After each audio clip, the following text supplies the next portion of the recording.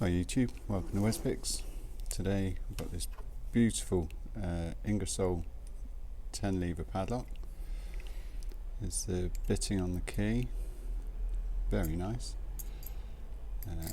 I have removed the shackle pin from this hole just to make it, if I do get into it, then all I've got to do is the two screws in the bottom and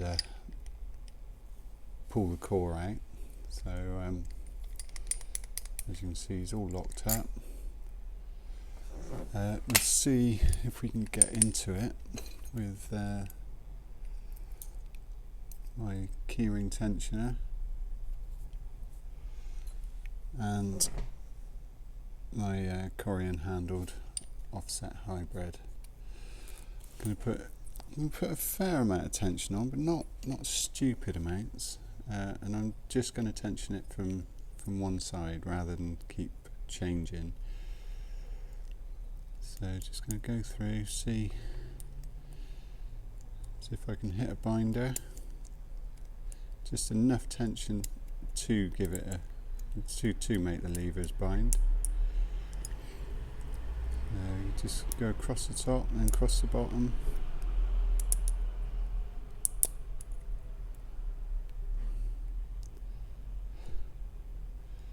Sometimes just easing up on the tension just to give me, so I can actually move a lever. I'll click out at number 3 and number 4 then.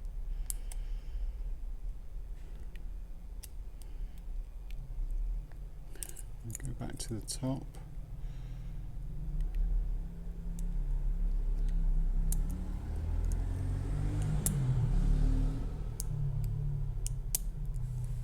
Click out 3 and 4 again, and 5.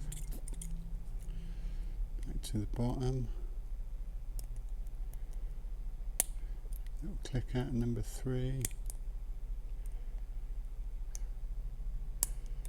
Little click out at number 4. Little click out at number 5. Back to the top.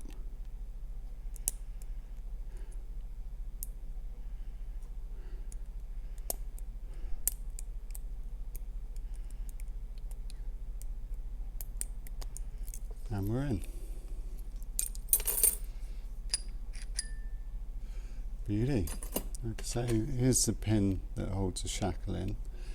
It's a case of turning turning the shackle to align that retaining pin with a little hole in the side.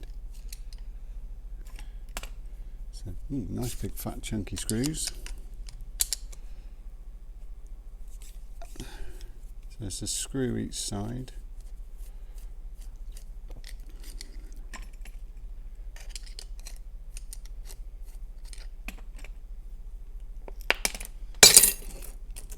Okay, we'll zoom in on this a little bit. And then hopefully take the bottom plate off.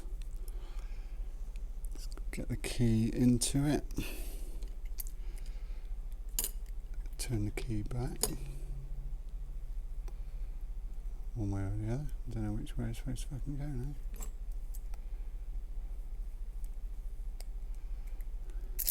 That's in. So you've got to pull against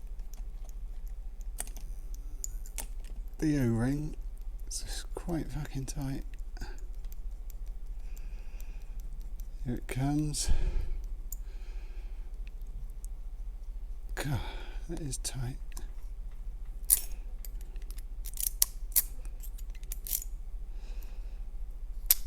Okay, so inside there we've still got the 2 ball bearings in place.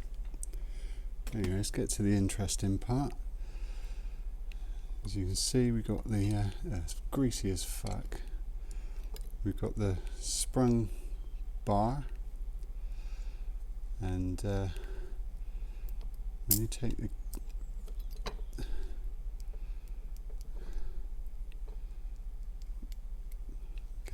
so I don't know what I'm talking about.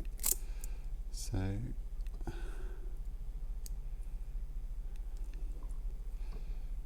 as we can see all the levers when let's see if we can get this in the light. So you've got your 10 levers and they've all got a gate in it, and when you push the key in, that gate lines up all the way across, and then your sidebar drops right into it. When you take, as you can see how low the sidebar drops in when the key's in, when you take it out, it's still sticking up here. I like that. That's quite ingenious. So that is it. It's still got all its 10 levers in. It's not been messed around with.